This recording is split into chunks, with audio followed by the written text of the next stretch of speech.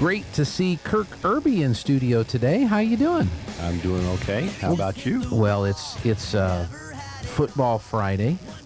Football Friday. We've had rain. We've had a little cooler weather. It's looking good. Yeah, I've been watching a little bit of the online some of the news coverage. I guess they're having a heat wave out in California, and a heat wave happens on the coasts, it gets news coverage. Heat wave happens in the Rocky Mountain region or in the Southwest, and we get a little mention on the news. And it's hot in New Mexico. But I think the ironic thing about the whole deal is last week the governor of California got a bill passed or signed an executive order that said by 2035 you cannot buy a gas-powered vehicle in California. And Virginia, apparently the legislature in Virginia passed a bill a while back that said whatever California does, we have to do. So they don't even have to bring it up in their legislature to pass a bill and have the governor sign it. They just abdicated their authority to California. So the new governor there, he's getting the legislature lined up so they can overturn that bill, because that's ridiculous. You can say you want to follow California, but the local legislature needs to meet and decide. I would agree.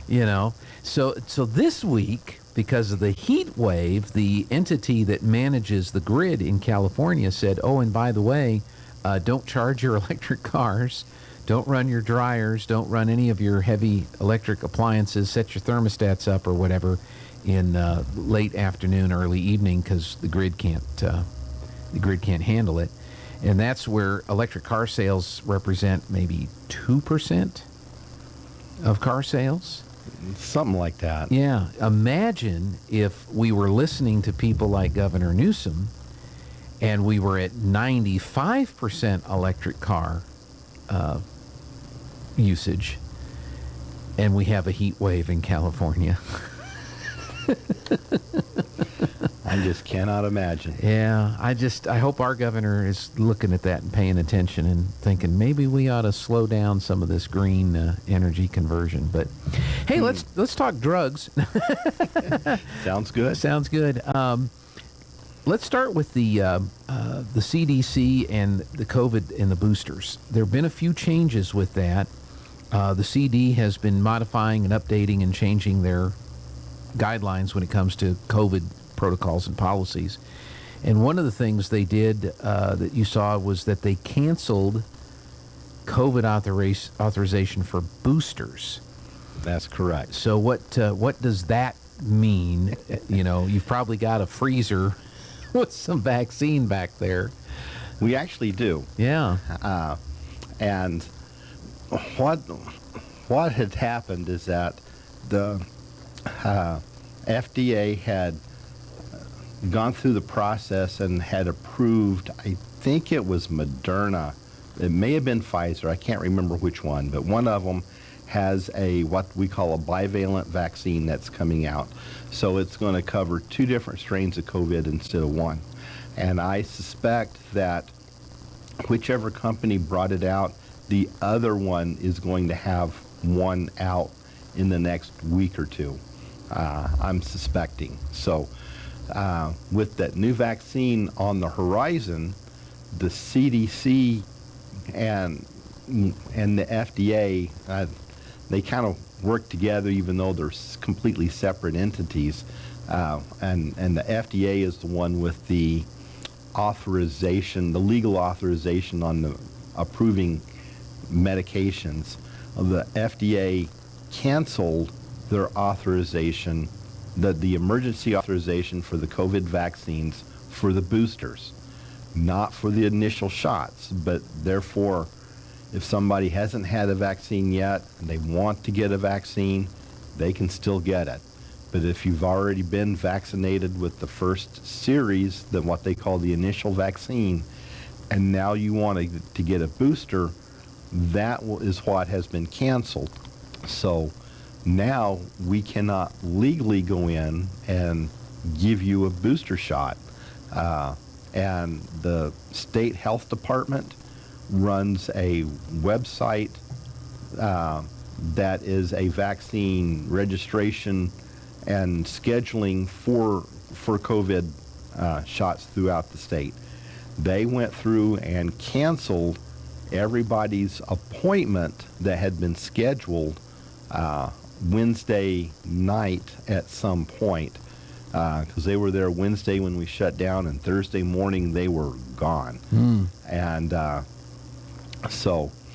and that was done at the Department of Health up there in Santa Fe, and we're assuming, if you're reading tea leaves, that in the next couple of weeks we're going to get probably a shipment of the bivalent COVID vaccine, and we'll be able to pick up where we left off on administering the balance of those boosters. But I don't know that for sure. There's not been any official word as of yet. But it sure looks like that's what's happening. That is what it looks like. The bivalent is about ready to launch, so let's stop doing boosters with the with the current vaccine that is available and is out there, unless, as you said, you want to get your first series going. But I wonder if that's advisable, considering that there might be another vaccine that's coming down the road. I mean, we don't know. I would agree, and we don't know what that's going to look like because nothing's been released yet. I would assume that if you haven't had your first series, that waiting until the bivalent gets released is probably a better move.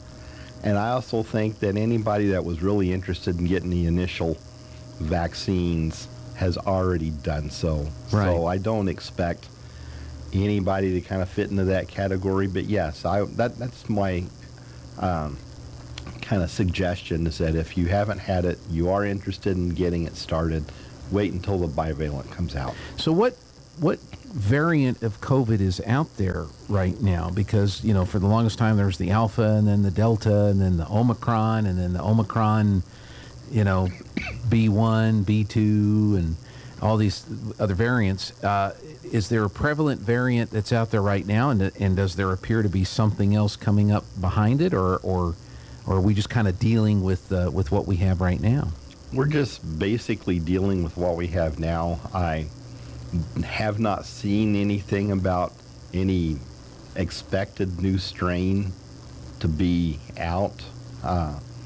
And the new bivalent, I'm assuming it's going to have probably the Alpha and then one of the Omicron. I don't know that for sure. It's just kind of my guess, knowing how flu vaccines run and that type of stuff. So that's my guess. But again, nothing's been released to the public yet. Yeah, and there are still people that are getting COVID today, but thankfully, for the most part, it's symptoms that people are able to, most people are able to handle without any severe effects. Is that kind of what you're seeing? That is correct. And we really have seen a very, I don't want to say a drastic reduction, but we've seen a reduction over the last, I want to say, 2 months of medications that we've been dispensing for COVID illness. There's still various types of treatments that are out there and medications that are being used, but all of those seem to be on the downward slide, which is good. But if you think about people that have had their vaccine, that are national people, our president, his wife, Dr. Fauci, have all had 4 shots. So they've had the 2 initials plus 2 boosters, and both of all of those people have been reported to have COVID. Right. Of course, what they'll say is that their symptoms are a lot milder than they would have been if they had not been vaccinated and boosted. But then the people that are either first series vaccinated or haven't been vaccinated that are getting COVID now don't appear to be having any severe. And that's not 100%. There's always some possibility that somebody just can't take it, and it's bad for them. And that is very true. And my thinking is that as the disease kind of circulates through the population, even people that don't get it are getting exposed and getting some kind of natural immunity, even though it may be what we would call subclinical, doesn't really kind of show up on any test. But I believe that there is some of that's out there, and that's one of the reasons that you don't hear much about the death rate from COVID much anymore. Yes, people still do die from getting it, but they usually have various comorbidities, and most of those people are also the older people, but it's more comorbidities than it is age. Right. And then the COVID infection comes along, and it's like the straw that broke the camel's back. It is. It's the tipping point for some people based on their current health situation and stuff like that. We need to take a break for the news, but can you stick around for a few minutes afterward? I can. There's one other topic we want to cover. We have Kirk Irby from Lowell's Pharmacy with us, and we'll chat for a little bit. We have the new children's librarian is going to be here next hour. And Sylvia from McDonald's made sure that we have breakfast sandwiches and burritos for our guests today. And if you want to get a delicious breakfast sandwich or have something great for lunch, you can get that at McDonald's. And they're selling Coke Zero now. So that seems to be very popular amongst some folks. Some. The Coke Zero. Interesting name. Does that mean there's no Coke in it? What does Coke Zero mean? Anyway, this is KSVP RT.